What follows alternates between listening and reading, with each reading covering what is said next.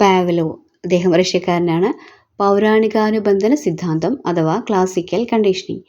ഇത് പ്രതികരണാനുബന്ധനം, ഇച്ഛാതീതാനുബന്ധനം എന്ന പേരിലും അറിയപ്പെടുന്നു. ഇതൊരു എസ് ടൈപ്പ് അനുബന്ധനമാണ്. 1904 അദ്ദേഹത്തിന് നോബൽ പ്രൈസ് ലഭിച്ചു.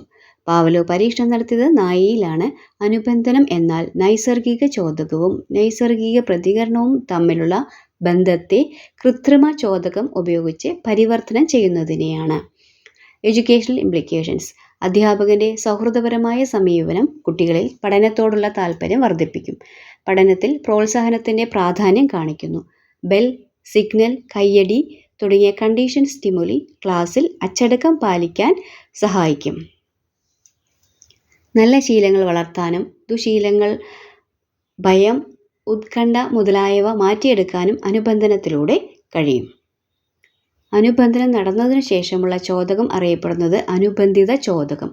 പലതവണ കൃത്രിമ ചോദകം ആവർത്തിച്ചാൽ മുൻപ് ആർജിച്ച പ്രതികരണം നഷ്ടപ്പെടുന്നു. ഇതാണ് വിലോപം.